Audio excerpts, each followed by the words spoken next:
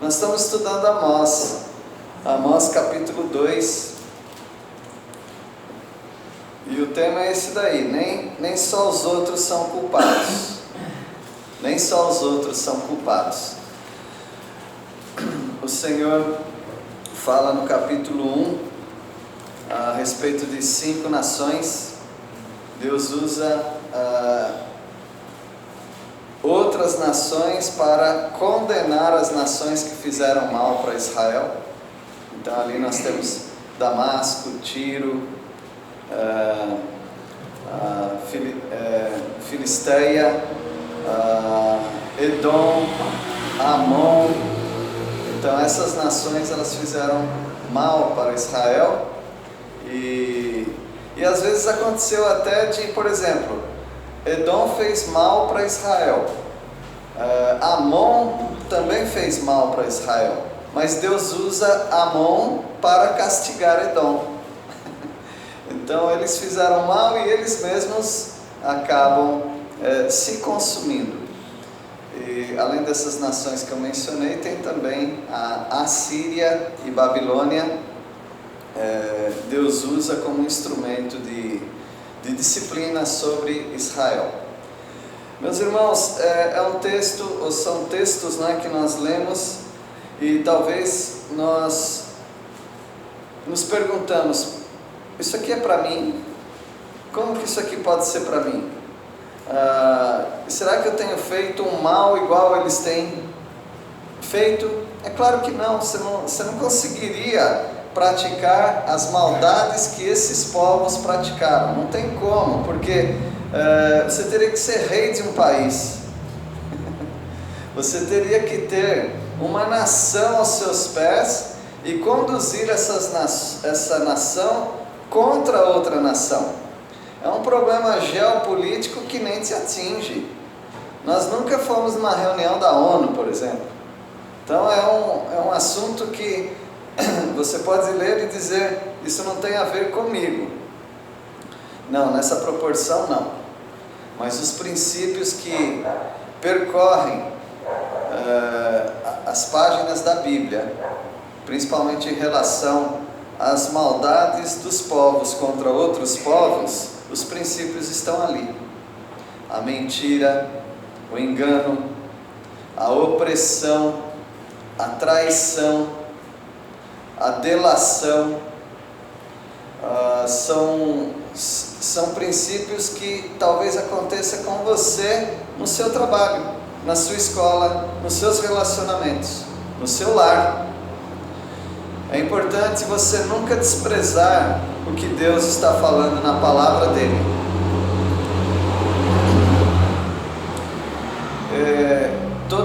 Todos aqueles que estudam para pregar, às vezes eles ficam numa dificuldade.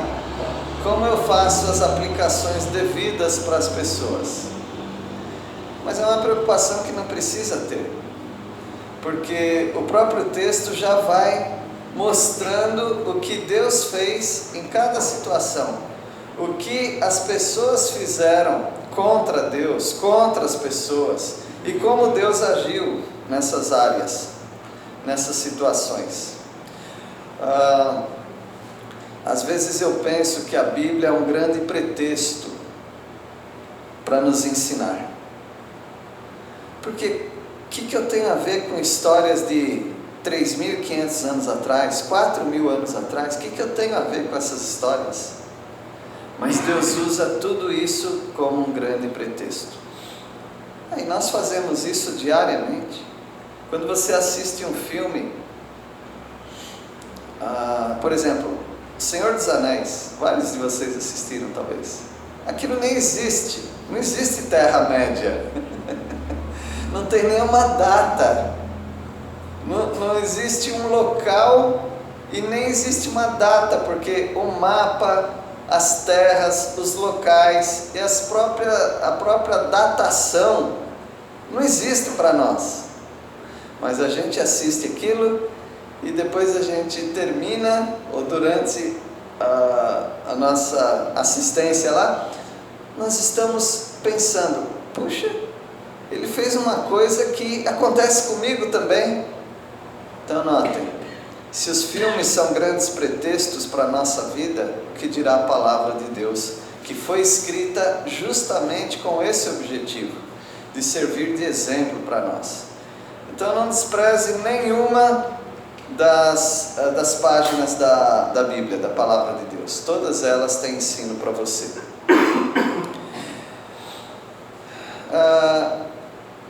No capítulo 1 ele fala dessas nações que eu mencionei. No capítulo 2, meio que fora de ordem aqui, ainda fala até o versículo 3 de Moabe. Deveria estar no versículo 1, né? No capítulo 1. Mas nós já estudamos isso daí.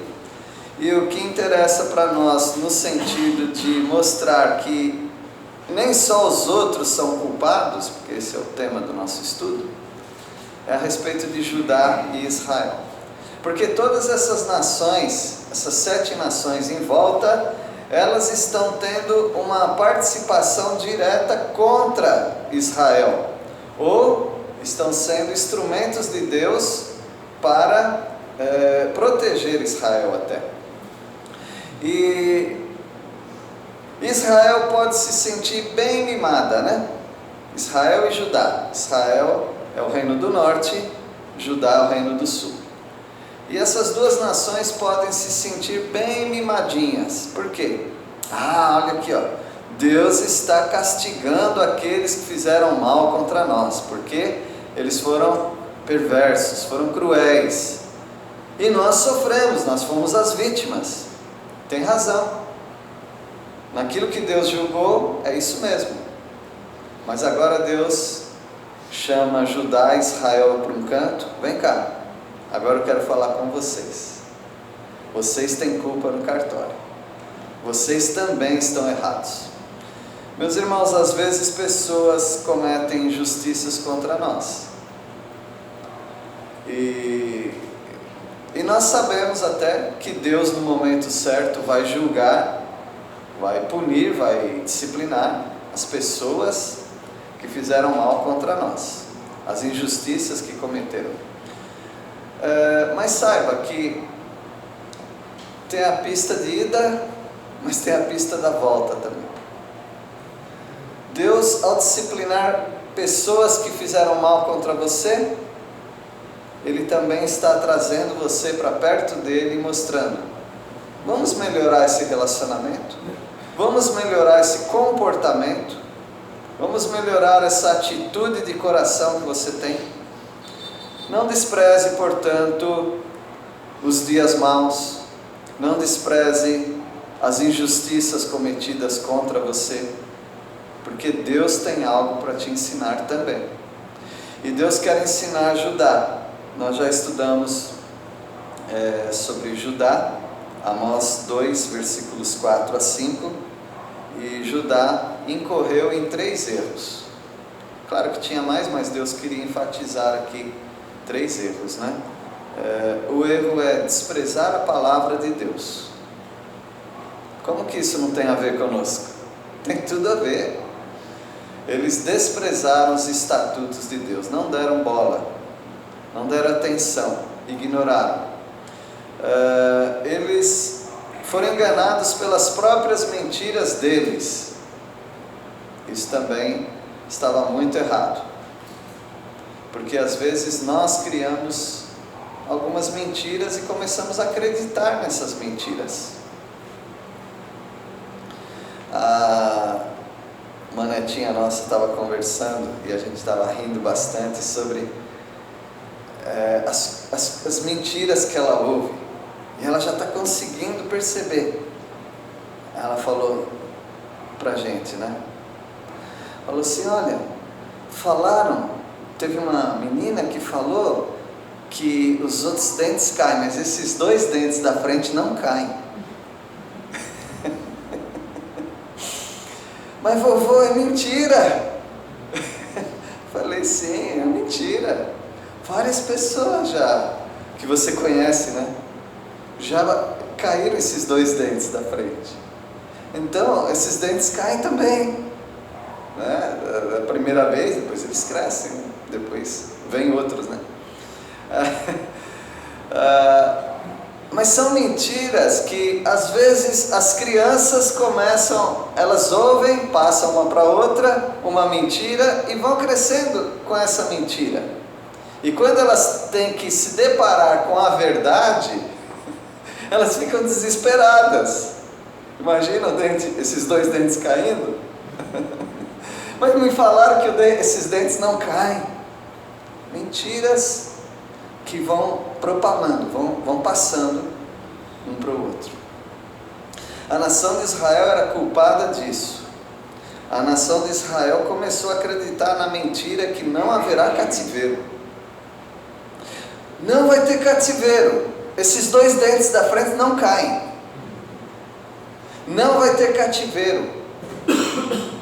Deus não vai mandar um povo de outro lugar e nos levar para a terra deles.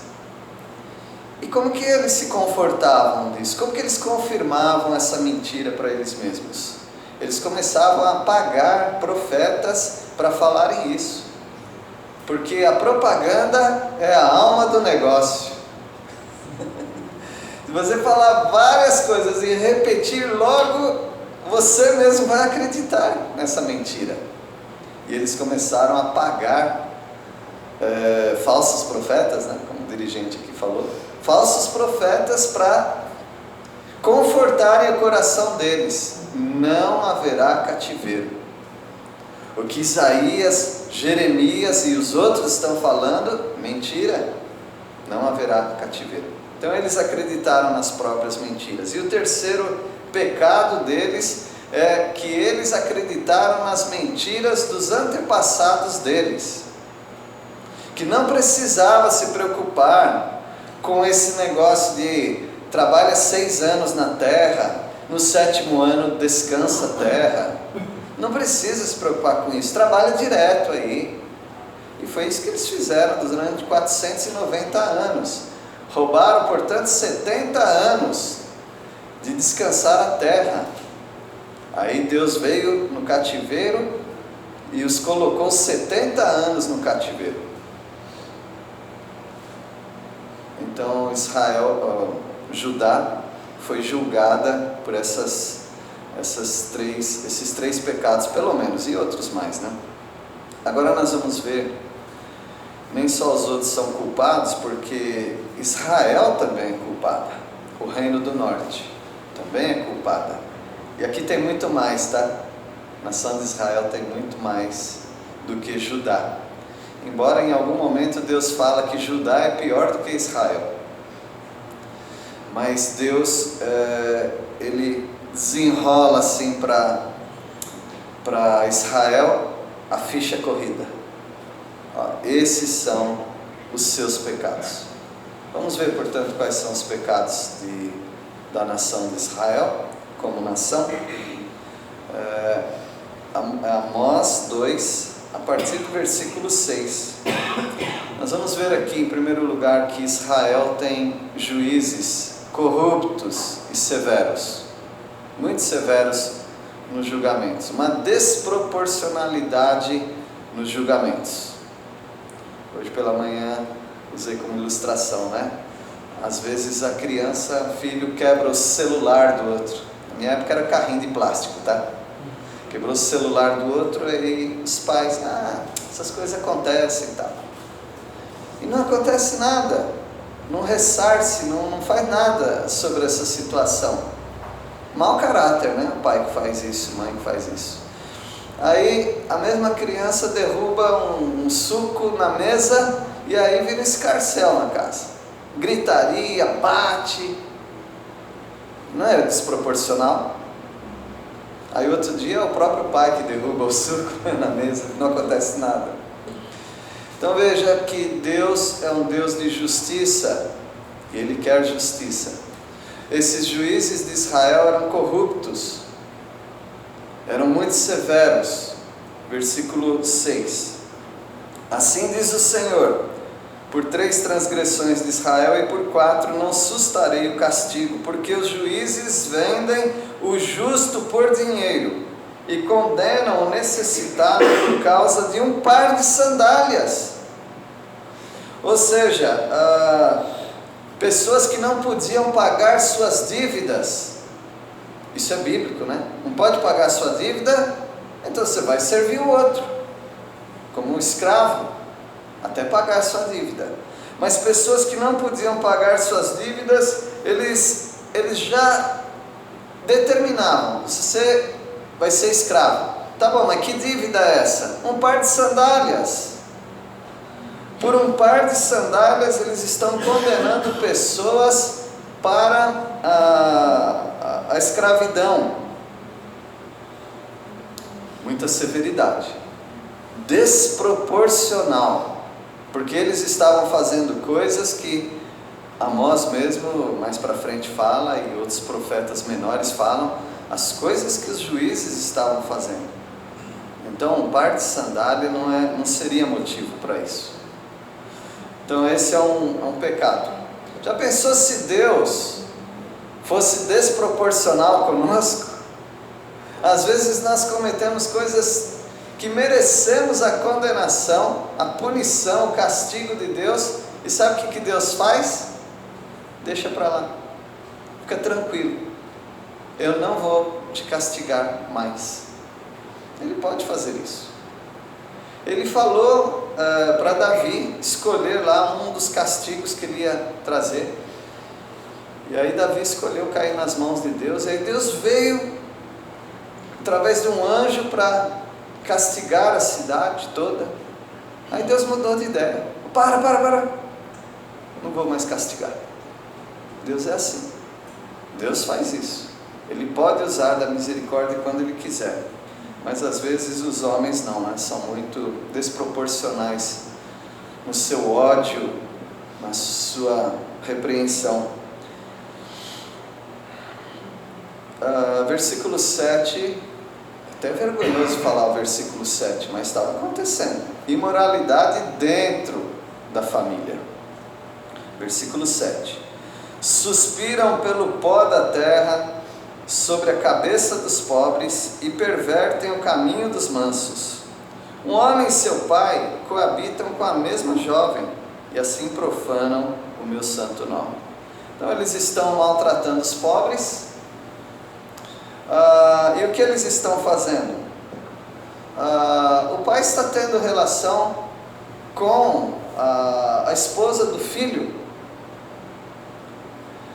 Então a perversidade em Israel, porque Deus falou claramente a respeito desses parentescos e incesto, e agora eles estão cometendo isso como uma coisa normal. Estão dividindo uma mulher dentro de casa.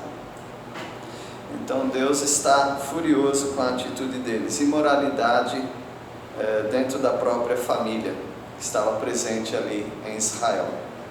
É o julgamento de Deus sobre a nação de Israel. No versículo 8, as roupas penhoradas não estavam sendo devolvidas. Aqui a gente precisa lembrar do contexto, e talvez tenha algumas pessoas que não sabem. Deus usava penhores apenas simbolicamente. Por que simbolicamente? Era assim: se você estava devendo algo para alguém, você tinha que dar alguma garantia de que você ia pagar aquilo. Então você penhorava, você dava a sua túnica. Eles usavam duas roupas, né? Tem aquela túnica que vai por cima, porque embora sejam lugares quentes, à noite faz frio, porque é um clima meio de deserto, né? Então ele ia de manhã e entregava a túnica. Está aqui para o credor, né?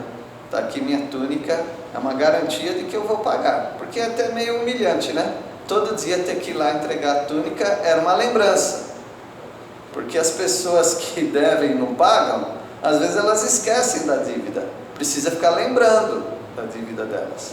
Então já era uma maneira do próprio devedor lembrar a si próprio e prometer para o credor: eu vou te pagar. Então está lá a túnica. Só por que era simbólico? Porque quando chegasse perto das 6 horas da tarde, o credor ele tinha que levar, ou pedia para o devedor ir buscar a túnica. Por quê? À noite você vai dormir com a túnica. Era algo de confiança também. Já sei, você está preocupado aí com sua dívida, sei que você vai pagar em algum momento. Então aí sua túnica. Ele não ficava. Isso era lei de Deus. Vamos ler esse texto que fala isso? Êxodo 22, 26. Alguém pode ler, por favor? Êxodo 22, 26. Se do teu próximo tomares em penhor a sua veste, lhe a restituirás antes do pôr do sol. Lei de Deus. Ah, mas isso aí O que é isso? Isso é um penhor para inglês ver? Sim, era simbólico. Mas Deus, ele tratava muito sério com essas coisas. Então era do jeito que Deus queria. O que em Israel estava acontecendo? Veja Amós 2, versículo 8. E deitam ao pé de qualquer altar sobre roupas empenhadas, e na casa do seu Deus bebem o vinho dos que foram multados. Então aqui tem, na verdade tem dois pecados aqui. Um pecado eles pegam a roupa que foi empenhada e eles deitam. Então isso aqui sugere que eles vão passar a noite com aquela roupa. Eles deitam com aquela roupa, e Deus até já condena a idolatria, porque ao pé de qualquer altar estão lá adorando seus deuses, vão passar a noite e vocês dormem com a roupa empenhada, quando vocês deveriam devolver. Esse é outro pecado de Israel. Tudo isso é desprezando a palavra de Deus, que falou claramente sobre esse assunto. O outro pecado deles está no próprio versículo 8. Eles multavam os pobres, e com o dinheiro das multas, o que eles faziam? Obras sociais, vamos construir hospital, vamos fazer escolas, vamos ajudar os pobres. Não, com as multas que eles recebiam dos pobres, eles compravam vinho para as festas deles, e eles bebem o vinho dos que foram multados. Eles estavam agindo completamente diferente do que aquilo que Deus mandou. Inclusive, em Provérbios, um filho que era rei, ele recebe instrução da mãe dele, e a mãe dele fala: não fica bem para você beber vinho, deixa o vinho para os miseráveis, deixa o vinho para aqueles que têm que esquecer dos problemas da vida, deixa o vinho talvez para quem tem que fazer uma cirurgia, tem que embriagar a pessoa para servir como anestésico. Para os reis não convém ficar bêbado, ficar bebendo. E aqui eles são pessoas da alta sociedade, e eles estão recebendo essa punição de Deus. Vocês estão roubando ou usando as multas dos pobres para patrocinar as orgias de vocês, as festas de vocês. Então Deus vai abrindo o jogo e vai falando quais são os pecados deles. Agora no versículo 9, 10 também. Esse é um pecado que talvez nós somos acometidos também. Esquecer-se daquilo que Deus tem feito por nós. Isso é um grande pecado, meus irmãos. Como se chamaria esse pecado, em outras palavras? Esquecer-se daquilo que Deus fez por você. Como chama esse pecado? Ingratidão. Todos falaram, ingratidão. Quando nós reclamamos da nossa situação, da nossa comida, do nosso emprego, daquilo, da nossa igreja, daquilo que Deus tem dado para nós, isso é ingratidão. E isso é um pecado. A ingratidão é um pecado. E eles se esqueceram como Deus cuidou deles, como eles foram pobres um dia, os pais deles foram pobres um dia, e como Deus cuidou, como eles foram escravos e Deus os libertou, e agora eles estão oprimindo o pobre, escravizando pessoas. Isso se chama ingratidão. Quando uma pessoa sai de uma situação difícil e esquece daqueles que estão em situação difícil também. Versículo 9: todavia eu destruí diante deles o amorreu, cuja altura era como a dos cedros, e que era forte como os carvalhos, e destruí o seu fruto por cima e as suas raízes por baixo. Deus está lembrando, vocês se esqueceram dos amorreus, porque vocês são tudo baixinho, 1,70 m. Eu tenho 1,71 m. Quer dizer, cada ano eu estou abaixando mais. Então, os amorreus não, os amorreus tinham 2 metros, 2,20 m de altura. Vocês tinham pavor deles, e Deus derrubou, como copa de árvore. Deus corta por cima, como carvalhos altos, e Deus arranca as raízes, e acabou com os amorreus. Vocês se esqueceram disso, não é? Como Deus cuidou de vocês. Meus irmãos, lembrem-se daquilo que Deus fez por vocês.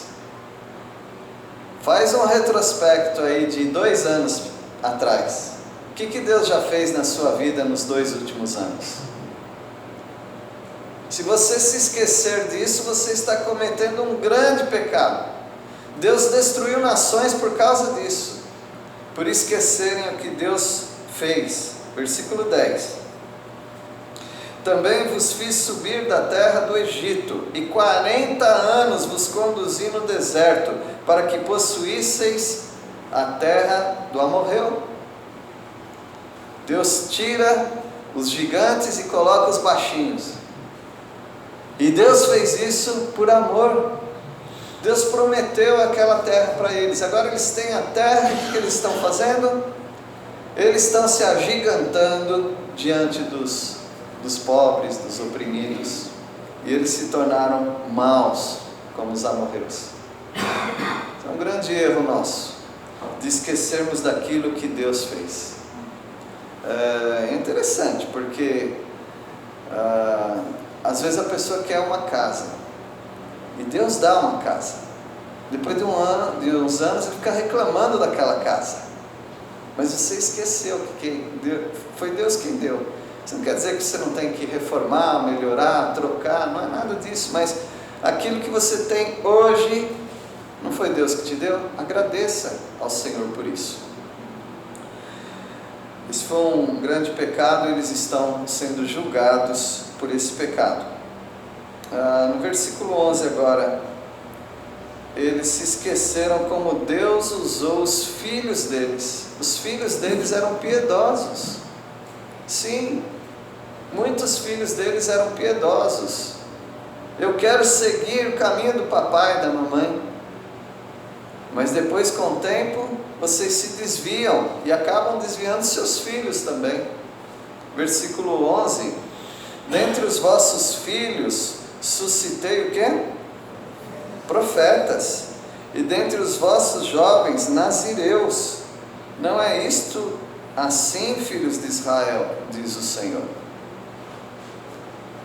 Olha, vocês seriam tão abençoados porque eu abençoei seus filhos. Olha a capacidade dos seus filhos, olha a consagração dos seus filhos. Eu levantei seus filhos para serem profetas do povo de Deus.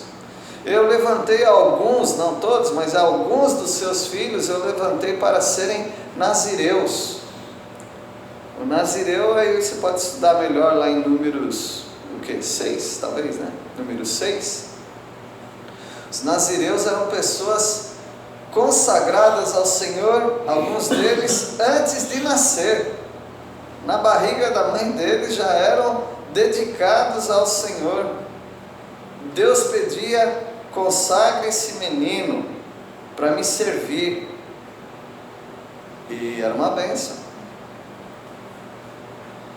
Vocês se esqueceram disso? Deus pergunta. Não é isso assim, filhos de Israel?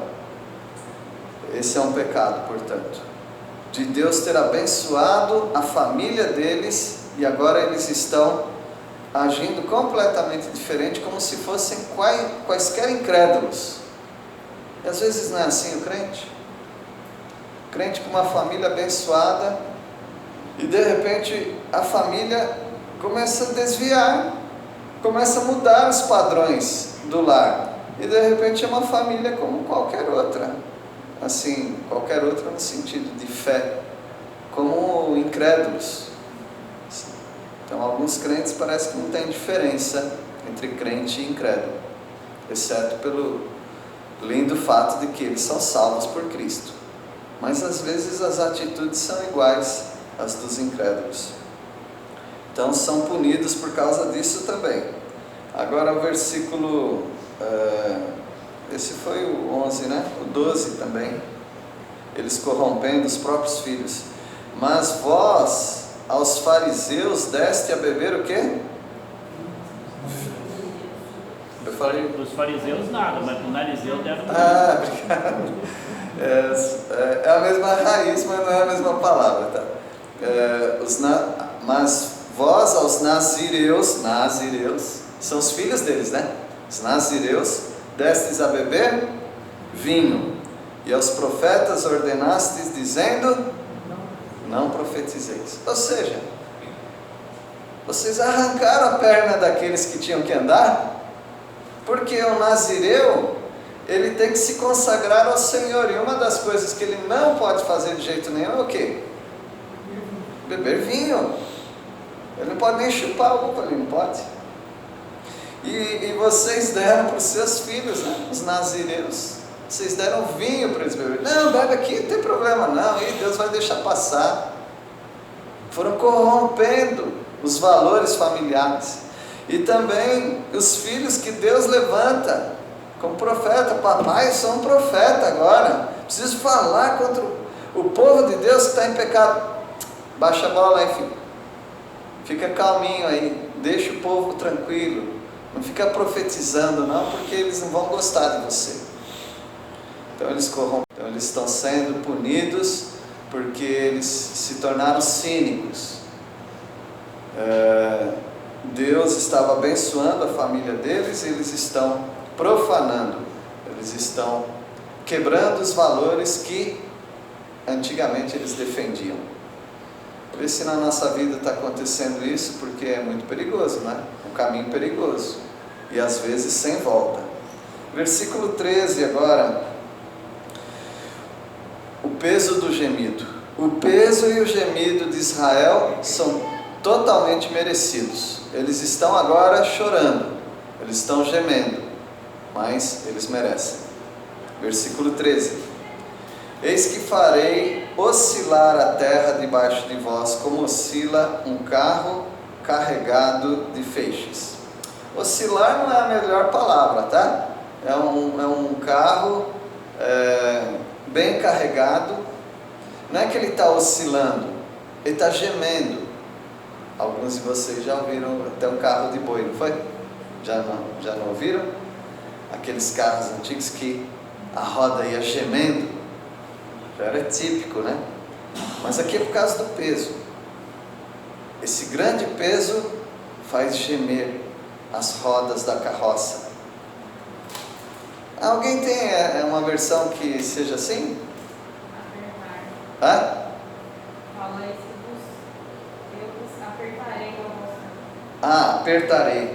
Apertarei o carro carregado. Gemido, alguém tem alguma versão, Joãozinho?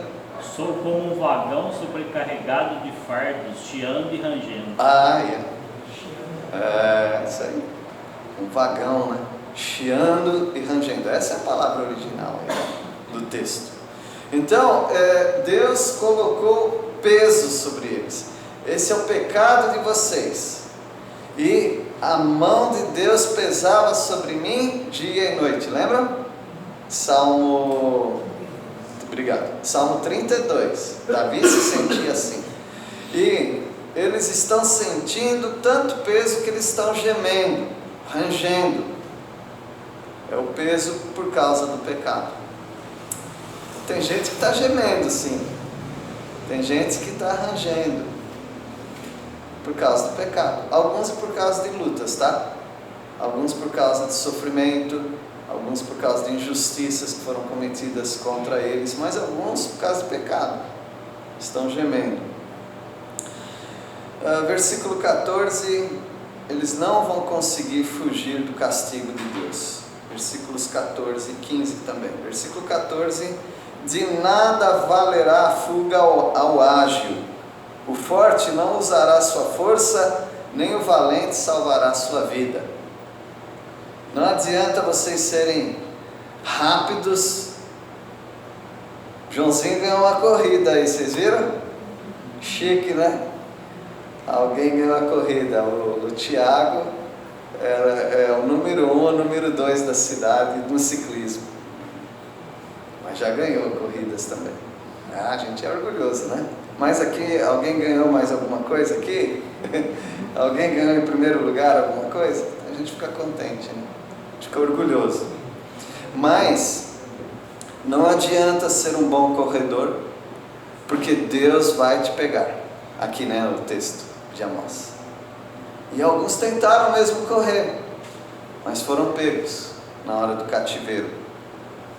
Não adianta ser forte, porque a sua força não vai te livrar. Nós lembramos de Sansão, né? Sansão era forte, foi contra o Senhor, mas graças ao Senhor ele ainda foi misericordioso para com a vida de Sansão. Tudo bem, acabou com a vida de Sansão, morreu, mas matou mais gente na hora da morte dele do que durante a vida. Deus foi misericordioso com Sansão. Não adianta ser valente, porque não vai salvar a sua vida. Deus está dizendo: eu vou castigá-los. Versículo 15: o que maneja o arco não resistirá, nem o ligeiro de pés se livrará, nem tampouco o que vai montado a cavalo salvará a sua vida. Ele falou a mesma coisa com outras palavras, né? Então não adianta ser hábil no uso da arma, do arco, não adianta ser veloz, não adianta ter um cavalo bom para fugir, porque Deus vai alcançar o pecador. Essa é uma palavra muito atual, meus irmãos. Eu não vejo esse livro como um livro obsoleto. Isso aí não serve para a gente. Isso é muito atual, porque há pessoas crentes sendo disciplinados hoje por ações erradas, e incrédulos que evidentemente vão passar a eternidade sendo punidos. E terminando com o versículo 16, vocês lembram que no versículo onde fala da roupa? Versículo 6, não, 7,